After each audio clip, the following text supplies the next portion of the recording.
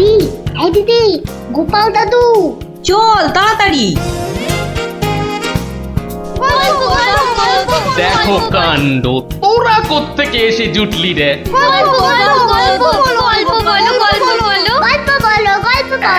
এই দেখো দেখো, আস্তে আস্তে আস্তে, আরে ধুতি খুলে যাবে রে, ধুতি খুলে যাবে। দাঁড়া দাঁড়া, ওরে বে, আমি এখন রাজসভায় যাচ্ছি, পরে এসে তোদের গল্প বলবো। এই দেখো, গল্প না বললে আমরা তোমাকে রাজসভায় যেতেই দেব না। ঠিক ঠিক, গল্প বলো, গল্প বলো। আচ্ছা আচ্ছা আচ্ছা, বেশ, চল ওই গাছতলাটায় গিয়ে বসি। হ্যাঁ, আয় আয় আয়। নাও, এবার শুরু করো। শোন তো, তোরা তো ওই মুর্শিদাবাদের নবাবের কথা শুনেছিস? হ্যাঁ, এক ভীষণ খামখেয়ালি লোক, বুঝলি। হঠাৎ হঠাৎ তার মাথায় অদ্ভুত সব খেয়াল চাপে, আর তার জন্য মাথা খারাপ হয়ে যায় আমাদের মহারাজ ওই কৃষ্ণচন্দ্র। তো সেবার হলো কি,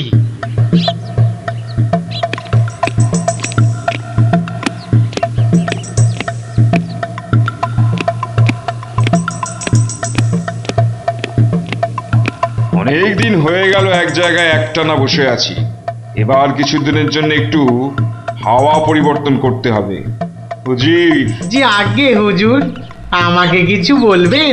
মুর্শিদাবাদে অনেক দিন হলো পড়ে আছি, এবার আমি বেড়াতে বেরোবো, তার সাথে একটু শিকার করলে মন্দ হয় না। তুমি আমার যাওয়ার আয়োজন করো। আপনি কোথায় যাবার জন্য ইচ্ছা প্রকাশ করেন জাহাপানা? কাছাকাছি এমন কোথাও যেখানকার পরিবেশ চৌস্ত হবে আর শিকারেরও বন্দোবস্ত করা যেতে পারে, এমন কোন জায়গা হদিশ আছে তোমার কাছে? এমন একটা জায়গা আছে বটে, আর সেটা আপনার পরিচিত জায়গা। আমার পরিচিত জায়গা? কোন সে জায়গা? কেন হুজুর, আপনি মহারাজ কৃষ্ণচন্দ্রের কথা ভুলে গেলেন? কৃষ্ণচন্দ্র? হ্যাঁ হ্যাঁ, তিনি তো আপনাকে বারবারই সেখানে যেতে বলেছেন। ওখানকার পরিবেশও অত্যন্ত ভালো, আর কাছে পিঠে বন জঙ্গলও আছে। আপনার মনোবাসনা সেখানে সহজেই পূরণ হবে হুজুর। ঠিক বলেছো হুজি, ঠিক বলেছো। তুমি এখনই কৃষ্ণচন্দ্রকে সংবাদ পাঠিয়ে দাও যে আমি ওর রাজ্যে কিছুদিনের মধ্যেই ছাউনি ফেলবো। তিনি যেন আমাকে অভ্যর্থনা করার জন্য প্রস্তুত থাকেন। যাও।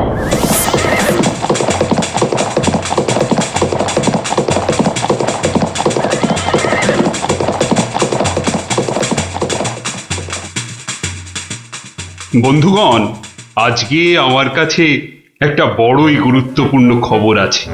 আর কয়েকদিনের মধ্যেই মুর্শিদাবাদের নবাব বায়ু পরিবর্তন করতে আমাদের রাজ্যে আসছেন। নবাব? মুর্শিদাবাদের নবাব? প্রচন্ড খেয়ালি মানুষ, কখন যে হঠাৎ করে কি চেয়ে বসবেন কিছুরই ঠিক নেই। আমাদের খুব সাবধানে ওনার যত্ন করতে হবে কিন্তু। হ্যাঁ, তাছাড়া উনি রাজসভায় আসবেন না, রাজধানীর উত্তর দিকে যে বিশাল অরণ্য আছে তার পাশে ছাউনি ফেলবেন, আর শিকারও করবেন। নবাবের আরাম বিরামের যাতে কোনো ত্রুটি না হয় সেজন্য আমরা সবাই সজাগ থাকব। আমি নিজে সব ব্যবস্থার তদারকি করব। আমোদ প্রমোদ, ভালো ভালো খাবার, সব কিছুর ব্যবস্থা রাখতে হবে। মহারাজ, খাবারের কথাই যখন উঠল তখন একটা কথা জিজ্ঞাসা না করে পারছি না। ওহ, আবার কি কথা? বলে ফেলো, বলে ফেলো। মহারাজ, নবাব সাধারণত গোমাংসই খুবই পছন্দ করেন, কিন্তু এটা তো হিন্দু রাজ্য, এখানে গোমাংস তো পাওয়াও যাবে না। কিন্তু নবাব যদি জেদ ধরেন। খুবই গুরুত্বপূর্ণ প্রশ্ন করেছো মন্ত্রী। সেক্ষেত্রে আমাদের নবাবকে উত্তম রূপে খাসি আর মোরগের মাংস খাইয়ে মন ভরাতে হবে।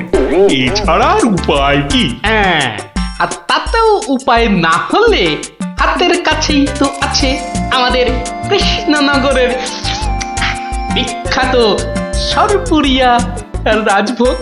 এর স্বাদে আর গন্ধে নবাব গোমাংসের কথা ভুলেই যাবে। ঠিক বলেছ গোপাল, নবাবের এমন খাতিরদারি করতে হবে যাতে সাপও মরে আর লাঠিও না ভাঙে।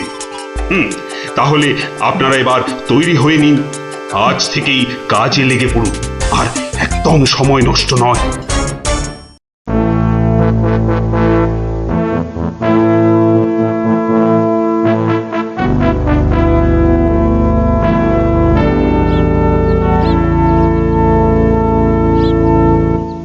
বাহ, বহুত খুব,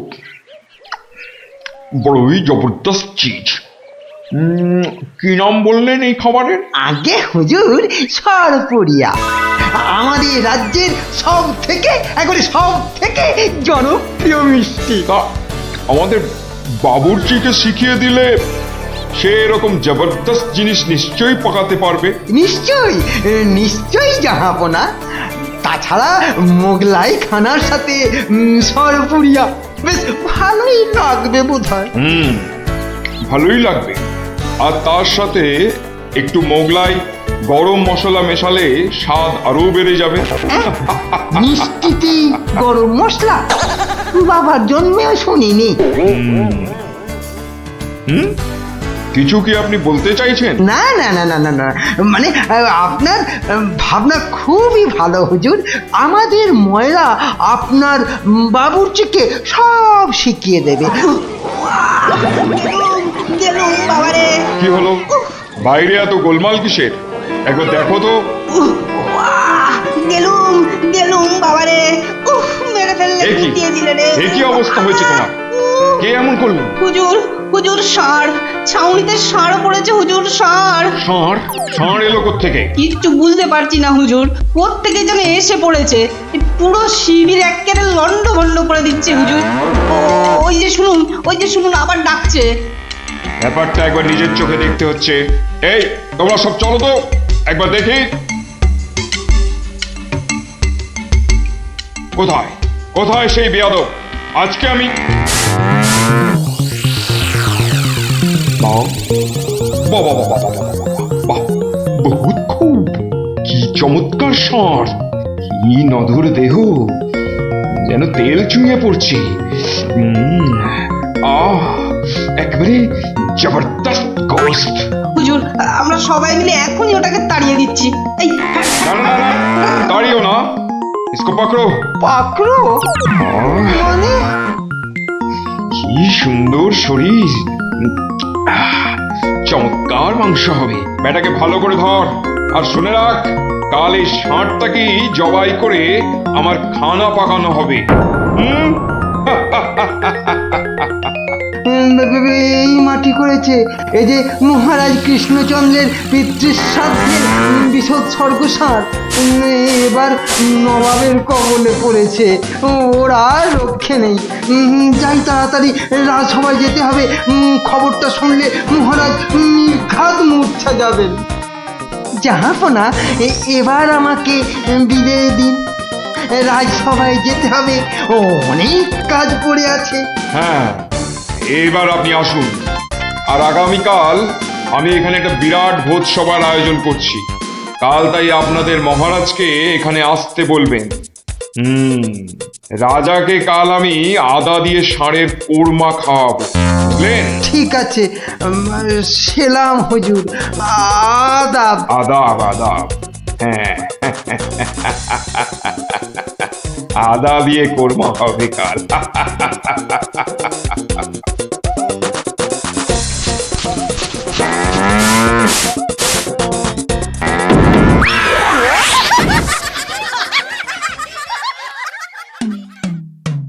একই কথা শোনালে মহামন্ত্রী, এ আমি কি চরম ধর্ম সংকটে পড়লাম। আমার পিতা শ্রাদ্ধে উৎসর্গ করে ষাঁড়টাকে ধর্মের নামে ছেড়ে দিয়েছিলাম। বৃষৎসর্গের বৃষ মারা পড়লে যে আমার পিতৃপুরুষ নরকে যাবে। কিন্তু নবাবের হাত থেকে ওকে উদ্ধার করার উপায়ই বা কি? নবাব যাকে খেতে চাইছেন তাকে ছিনিয়ে আনার চেষ্টা মানে তো রাজদ্রোহ বই তো কিছু নয়। তাই তো, ওরে বাবা, সর্বনাশ হয়ে গেল, সর্বনাশ হয়ে গেল। হিন্দুর নগরে গো হত্যা হলো, আমার পিতৃপুরুষের নরকবাস হবে। কোনো উপায় নেই ঠেকাবার। যত সব বদমাইশ নবাব। আমাদের এ কি সর্বনাশ হলো, কি সর্বনাশ হলো! থামুন, বিপদের সময় একটা বুদ্ধি দেওয়ার নাম নেই। নাকি কান্না কাঁদতে লেগেছে। সবাই সবাই একদম চুপ করে থাকবেন। আমাকে আমাকে একা ভাবতে দিন তো, দেখি দেখি কোনো শেষ রক্ষা করতে পারি কিনা। আগে মাফ করবেন মহারাজ, আমার উপর ভার দিলে আমি ষাঁড়টাকে নবাবের কবল থেকে খালাস করে আনতে পারি। কার সাথে টক্কর দিতে হবে বুঝতে পারছো? এ হলো স্বয়ং মুর্শিদাবাদের নবাব। আমার উপর ভরসা রাখুন মহারাজ, আমার জেদ তো আপনি ভালো করেই জানেন। তুমি বোধহয় নবাবকে ঠিকভাবে চেনো না। নবাবের মতো বদরাগী লোক রসিকতায় ভোলেন না। আপনাদের নবাবও কিন্তু আমাকে সম্যকভাবে চেনেন না। আপনি বলুন না মহারাজ, আমার দৌড় ওনার জানা আছে কি? তুমি ঠিক কি করতে চাও? আমি তো কিছুই ভেবে কুল পাচ্ছি না। আপনি শুধু একটা ছোট্ট কাজ করুন। ছোট্ট কাজ? ছোট্ট কাজ কিরকম? শুনুন মহারাজ, আর আপনি নবাবের নামে একখানি পত্র পাঠান। আমার কথা বলুন বলুন বলুন বলুন, আপনি আমাকে পাঠাচ্ছেন। তোমাকে পাঠাচ্ছি? কেন? কেন? স্রেফ নবাবের মনটা একটু ফুরফুরে করে দেবার জন্য আপনি আমাকে পাঠাচ্ছেন। গোপাল, আমার কিন্তু ভয় করছে। তুমি কাজ হাসিল করতে পারবে তো? ধরে নিন আপনার ষাঁড় আপনি ফেরত পেয়ে গেছেন। দেখুন এবার আপনার গোপালের খেল দেখুন। বেশ, তোমার কথা মতোই কাজ হবে।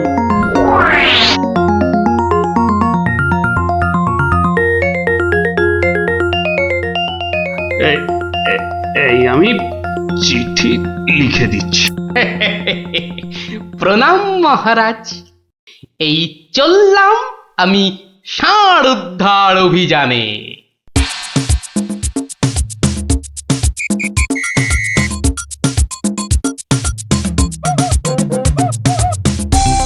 সেলাম হুজুর, আপনার চরণে এই দাসের শত কোটি সেলাম। আরে এ কে উজির? জাহাপানা, এ হলো গোপাল ভাঁড়, মহারাজ কৃষ্ণচন্দ্রের সভার একজন রসিক লোক।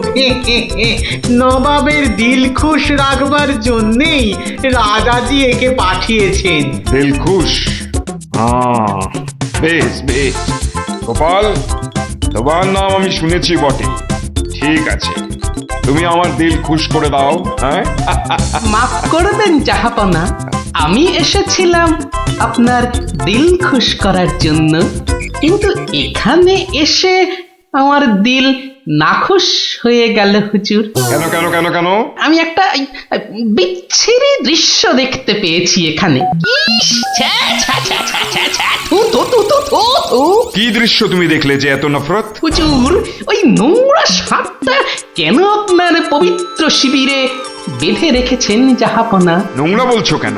বেশ তাগড়াই আছে, ভালো গোস্ত হবে। হ্যাঁ হুজুর, খেয়ে ফেলুন, খেয়ে ফেলুন, যত তাড়াতাড়ি পারেন সাপটাকে খেয়ে ফেলুন। তুমি হিন্দু হয়ে ষাঁড় খাওয়ার কথা বলছো? হুজুর, ওই সাপটা বড়ই নোংরা। ও যা উৎপাত করে, গোটা দেশের লোক ওর জ্বালায় একেবারে অস্থির হয়ে যায় হুজুর। কে উৎপাত করে? গুটিয়ে দেয়? না হুজুর, তাহলে তো ল্যাটা চুকেই যেত। কিন্তু ওই সার যা করে, এই ও ও আমি মুখে আনতে পারবো না হুজুর। রাম রাম ওয়াক ওয়াক, থু থু থু। আরে বলেই ফেলো না, কি কাজ করে? কি আর বলবো জাহাপনা, ওর জ্বালায় মাঠে কারোর বড় বাইরে করার উপায় নেই। কেন কেন কেন? কেন বলবো? বলেই ফেলি। হ্যাঁ, মানে ও মল ভিন্ন, মানে ওই ওই নোংরা ভিন্ন আর কি, আর কিছুই খায় না। মানে ওই গু খেকো সাপ। গু খেকো ষাঁড়? হুজুর, ষাঁড়টা ওই গুয়ের লোভেই মাঠে মাঠে ঘোরে। কোনো লোককে মাঠে বসতে দেখলেই হলো তাকে গুটিয়ে একেবারে তুলে দিয়ে তুলে দিয়ে? তার ময়লাটা খেয়ে ফেলে। ছি ছি ছি, ছ্যা, ছ্যা, ছ্যা, ছ্যা, ছ্যা, ছ্যা। হ্যাঁ জাহাপনা, ওকে আপনি ওই যত তাড়াতাড়ি খেয়ে ফেলুন। হ্যাঁ, ওকে আপনি যত তাড়াতাড়ি খাবেন ততই আমাদের মঙ্গল। এই, দেশের লোক নিশ্চিন্ত হয়ে মাঠে বসুক। তবা তবা তবা তবা, এই ষাঁড়ের মাংস আমি খেতে চেয়েছিলাম। আপনি কি অসুস্থ বোধ করছেন জাহাপনা? না না না না না, মানে ঠিক আছে ঠিক আছে। এই এই এই ষাঁড়টাকে এক্ষুনি বিদায় কর। হুজুর, ষাঁড়টার শরীর স্বাস্থ্য ভালোই, বেশ এই উপাদেয় মাংস হতো হুজুর, না হয় একটু ওই মলি খায় আর কি। না না না না, ওকে দূর করো দূর করো। আর উজি, এক্ষুনি আমার মুর্শিদাবাদ ফেরার ব্যবস্থা করো, এক্ষুনি এক্ষুনি। জো হুকুম জাহাপানা। হুজুরের যেমন মরছি। আমি আসছি হুজুর, আদাব। হট হট, ওর দড়ি খুলে দে, যা যা যা যা।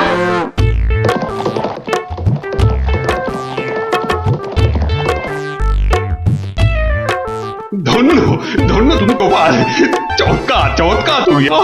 ভাবা যায় না, তুই আজ আমাকে ধর্ম সংকট থেকে বাঁচালে।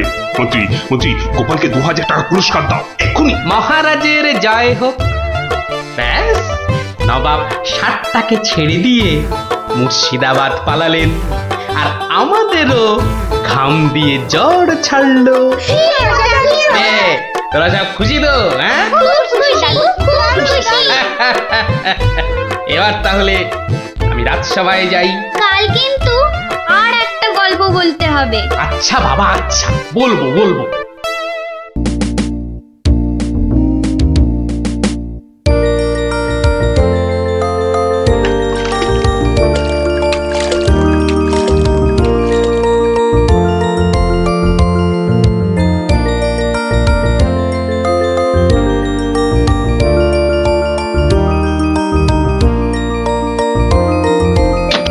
ওই তো আরে বাবা, পঞ্চপ্রদীপ জ্বলে গেছে দেখছি। হ্যাঁ, পঞ্চপ্রদীপ। পঞ্চপ্রদীপ বলতে? আরে বাবা, 5 প্রদীপের তোরাই তো 5 সলতে রে। হ্যাঁ, কি ব্যাপার রে গুলটে, দুপুরের খেটনটা তো জম্পেশ হয়েছে দেখছি। তা কি দিয়ে ভাত খেলি? আজ ইলিশ মাছ হয়েছিল দাদু। ইলিশ? বলিস কি রে? গোপাল দাদু, ইলিশ মাছের একটা গল্প বলো না। হ্যাঁ দাদু, একটা ইলিশ মাছের গল্প শোনাও। ঠিক আছে ঠিক আছে, আজ বরং ওই ইলিশেরই একটা ঘটনা শোনাই তোদের, বুঝলি? শোন তবে। একদিন মহারাজ কৃষ্ণচন্দ্রের মহামন্ত্রী বাজার থেকে এক জোড়া ইলিশ কিনে ফিরছেন, বুঝলি? এমন সময় নাম হই মন্ত্রী মশাই। নমস্কার নমস্কার। একেরে জোড়া হিলসা কি না ফিরতেছেন দেখি। কদিন থেকে গিন্নি ইলিশ খাবো করে মাথা খারাপ করে দিচ্ছে। অগত্যা নিলাম দুটো কিনে। তা কত দাম নিল হিলসা গুলান? 300 টাকা কিলো। 300? কেন, খুব বেশি নিল নাকি? বেশি মানে? আপনারে একদম ঠকাই দেছে বেটা। বলো কি হে, ঠকিয়ে দিয়েছে? আল বাত ঠকাই দেছে। কালই তো ওই হোতল বাবু 200 টাকা কেজি দরে লইয়া আইল। মাত্র 200 টাকা করে? তবে আর বলতেছি কেন, তোমার ফদলবাবু যে মাছটা কিনেছিল সেটা বোধহয় গঙ্গার ইলিশ, বুঝেছ? আর এগুলো হচ্ছে পাকা পদ্মার। আর কয়েন না মন্ত্রী মশাই, আপনার কথা শুই না ঘোড়াও হাসবা। এই নবদ্বীপে পদ্মা আসছে কোথায় কম দেহি? সে পদ্মা হলো গে আমাগো দেশে, মানে বাংলাদেশে। বেটা গোমুখদের কি করে বোঝাই? হ্যাঁ, ঠিক আছে বাবু, ঠিক আছে। আমার পয়সা আমি ঠকেছি, ব্যাস। তোমাদের কি? হ্যাঁ, আমি চলি।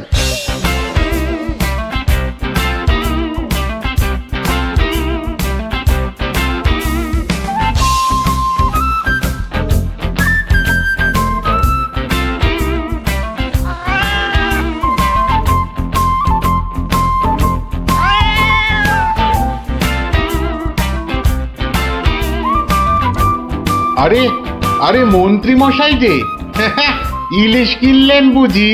না কিনলে বিনি পয়সায় দেবেটাকে শুনি। সে কথা আমি বলছি নে, মানে জানতে চাচ্ছি কত করে নিল? দাম শুনে তোমার কাজ কি বাপু? তুমি তো আর দামটা দিয়ে দেবে না। তবু শুনি না একবার।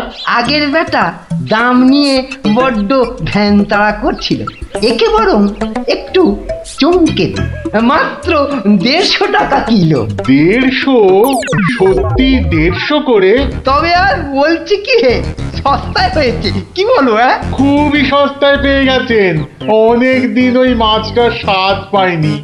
আপনি যদি কর্তা মারে বলে না না বেশি নয়, এই 2-1 পিস যদি পাঠিয়ে দেন। এ বেটা দেখছি এক কাটি বাড়া। কিছু বললে নাকি? হ্যাঁ হ্যাঁ, না না, বলছিলাম কি কর্তা মারে বলে যদি। বলবো বলবো, কথা মারে নিশ্চয়ই বলবো, নিশ্চয়ই বলবো। ধন্যবাদ। এ তো দেখি ইলিশ কিনে মহা ঝামেলা হলো। হ্যাঁ, সকলেই দাম জানতে চায়। আরে বাবা, বাজারে গিয়ে দাম করলেই তো লাটা চুকে যায়। হ্যাঁ, যত সব। আরে মন্ত্রী মশাই যে ইলিশ কিনে ফিরছেন বুঝি? আরো একজন হাতে ইলিশ দেখেও জিজ্ঞাসা করা যায়, ইলিশ কিনে ফিরছেন বুঝি? দেখতেই তো বাচ্চা বাবু, এগুলো ইলিশ, রুই কাতলা নয়। তা সস্তায় পেয়ে নিয়ে এলাম দুটো। বস্তায়? বলেন কি, বস্তায় করে ইলিশ মাছ বিকোচ্ছে নাকি? কোথায়? এ তো দেখি বদ্ধ কালা। হ্যাঁ, বস্তা নয়, বস্তা নয়, সস্তা সস্তা, মানে কম দাম, বুঝেছো? ও, সস্তায় পেয়ে গেলেন? তা বলবেন তো। তা এমন চেঁচাচ্ছেন কেন? আমি কি কালা নাকি? যাকে যাকে ওসব কথা। সস্তা বলতে কত সস্তা মন্ত্রী মশাই? মানে ঠিক কত করে নিল? একদম জলের দরে। ফলের দরে ইলিশ মাছ? হ্যাঁ, সস্তাই বটে। সস্তা, ঠিক বলেছেন। তা কবে হচ্ছে ইলিশের ভোজ? আমার শ্রাদ্ধে। আজ রাতে? বলেন কি? তা বেশ, আমি আজ রাতেই না হয় একবার হাজির হয়ে যাবো। হ্যাঁ, কিছু বললে? পিছু পিছু চলতে পারলে তো ভালোই হতো। তবে তবে একটা জরুরি কাজ আছে কিনা? এ তো দেখছি মহা ফ্যাসাদ। পেশাদ? আগে আপনাদের পেশাদ পাওয়া তো ভাগ্যের ব্যাপার। এখন তবে যাই মন্ত্রী মশাই, কি বলেন? যাই তবে।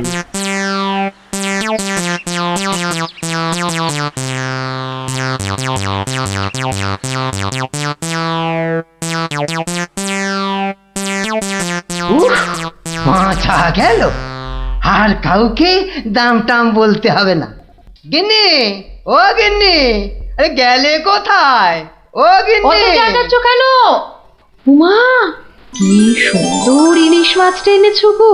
কত দাম নিল গো? চাপ বাবা, এখানেও সেই দামের গপ্প। নিকুচি করেছে দামে। এই রইল তোমার ইলিশ, যা পড়ো দাঁতো। আমি চললুম রাজ দরবার।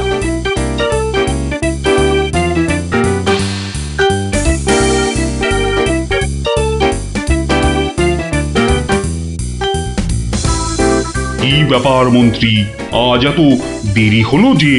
একটু বাজারের দিকে গিয়েছিলাম। সে কি মন্ত্রী, মাইনে দেবার ভয়ে বাড়ির কাজের লোককে তাড়িয়ে দিয়েছেন নাকি? না মহারাজ, তা নয়। তবে কিনা। তবে তবে কি মন্ত্রী? আসলে মহারাজ, গিন্নি কদিন যাবৎ বড্ড ইলিশ ইলিশ করছিল, তাই আমি নিজে গিয়ে তা বলবো কি মহারাজ, ইয়া বড় বড় ইলিশ ধরা পড়েছে। ধরা পড়েছে? বলেন কি মন্ত্রী? ইলিশা চোর না ডাকাত যে ধরা পড়বে? আগে ধরা পড়েছে মানে জেলেদের জালে উঠেছে। ভাই বলুন। সত্যি মহারাজ, এমন ইলিশ আমি বাপির জন্মে দেখিনি। আহা আহা, কি তার সাইজ, কি তার চেকনাই!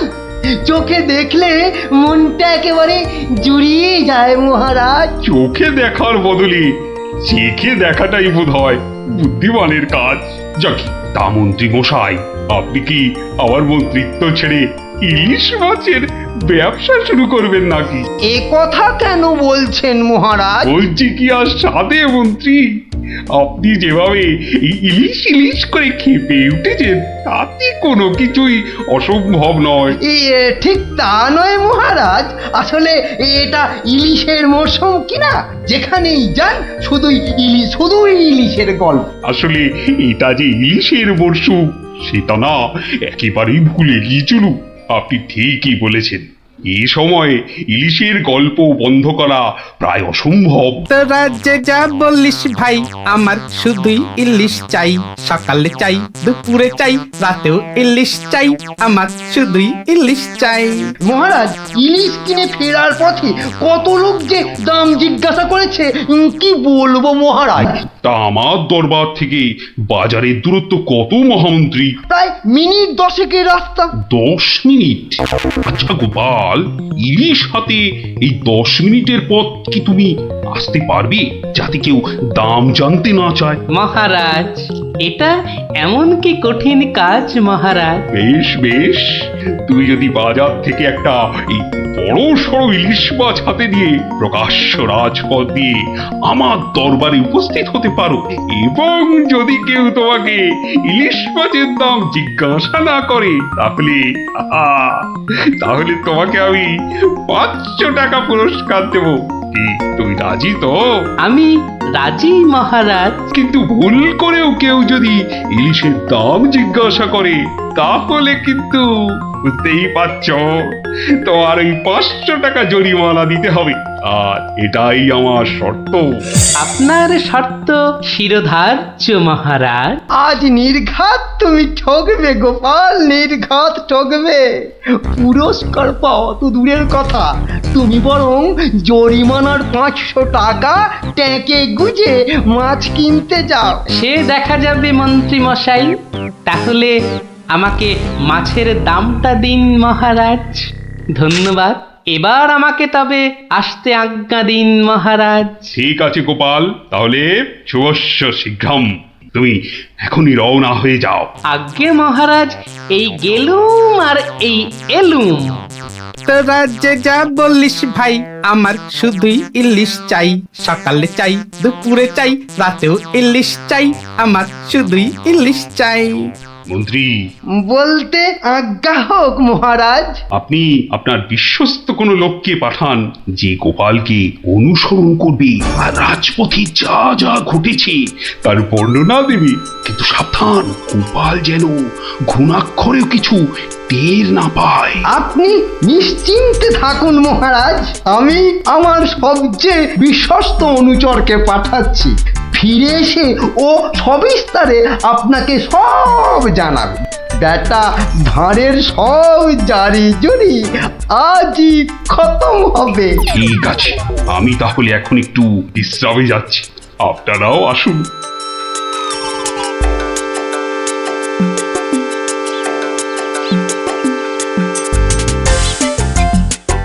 বটা আছো নাকি? ভেতরে আসতে আজ্ঞা হোক হুজুর। তার দরকার নেই, তোমাকে একটা গুরুত্বপূর্ণ কাজের দায়িত্ব দিতে এসেছি বটা। কাজটা করা চাই কিন্তু। নিশ্চয়ই নিশ্চয়ই, কি করতে হবে শুধু বলুন। শোনো, মহারাজ গোপালকে ইলিশ মাছ কিনতে পাঠিয়েছে। তুমি এক্ষুনি বাজারে চলে যাও। গোপাল মাছ নিয়ে ফেরার সময় যেভাবেই হোক মাছের দামটা জেনে নিতে হবে, বুঝেছো? কিন্তু সাবধান, আমি যে তোমাকে পাঠিয়েছি সে কথা ঘুণাক্ষরেও যেন কেউ জানতে না পারে। আপনি নিশ্চিন্তে থাকুন মন্ত্রী মশাই। ঠিক আছে ঠিক আছে, তুমি রওনা দাও, রাজসভায় দেখা হবে, কেমন? হ্যাঁ, কি গো, পাগল টাগল হয়ে গেলে নাকি? এইসব ছাই বর্ষ মাগতেছে বড়। ও গো, আমার কি হলো গো? ওনাকে বোধহয় তেনারা ভর করেছে। ও গো, কি হলো গো? রাম রাম রাম রাম রাম রাম রাম রাম রাম রাম রাম রাম রাম রাম রাম রাম রাম। ও গো, তুমি মরা কান্না থামাবে কিন্নি? থামবো কি গো? তেনারা তোমাকে ধরলেন আর আমি, ও মা গো। ধুর তেরি ছাই। আরে বাবা, ইলিশ মাছ কিনতে যাচ্ছে কিনা, তাই তাই এসব ছাই বর্ষ মাগছো? হাতে কড়কড়ে 500 টাকা এনে দিলে বুঝবে এই সাজের কি মহিমা। যাক, এখন আমি তৈরি, এবার চলে গিন্নি, টাটা।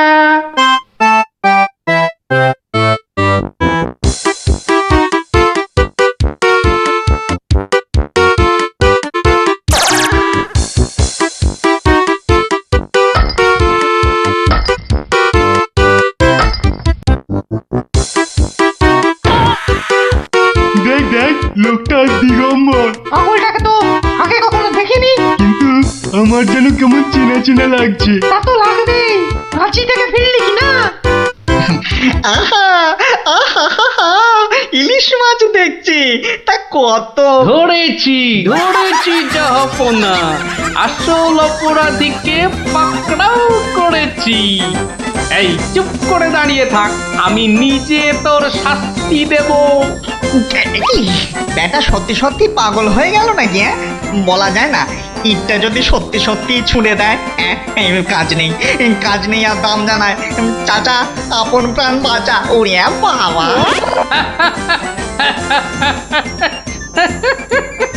বেটা, ঘুঘু দেখেছো? ঘুঘুর ফাঁদ দেখনি? এই নির্ঘাত মন্ত্রী মশাইয়ের কাজ, না হলে আগ বাড়িয়ে কেন বলতে যাবে?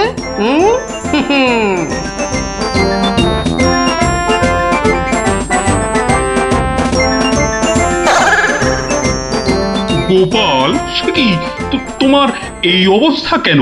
আগে এটার জন্য হুজুর, তার মানে? আপনার কথা মতো ইলিশ এনেছি মহারাজ, কিন্তু বিশ্বাস করুন, মাছের দাম নিয়ে কেউ কোনো প্রশ্নই করেনি মহারাজ। বটি, মন্ত্রী, আপনার অনুচরদের ডাকুন। আমি হাজির মহারাজ। তুমি দেখেছো গোপালকে ইলিশের দাম নিয়ে কেউ কিচ্ছু বলেনি? হ্যাঁ মহারাজ, দেখেছি, কিন্তু কিন্তু কি? মানে গোপাল ভাঁড় পাগল হয়ে গেছে। কি? আজ্ঞে মহারাজ, পাগল না সাজলে মন্ত্রী মশাই আজ যে জিতে যেতেন। তার মানে আর কিছুই নয় মহারাজ, মন্ত্রী মশাইয়ের অনুচরই আমাকে দাম জিজ্ঞেস করতে যাচ্ছিল, তাই বাধ্য হয়ে। ব্যাপারটা একটু খুলে বলবে গোপাল? তবে শুনুন মহারাজ। লোকটা দিগম্বর। ইলিশ মাছ দেখছি, তা কত? আসল অপরাধীকে পাকড়াও করেছি। ব্যাটা সত্যি সত্যি পাগল হয়ে গেল নাকি? ওরে বাবা!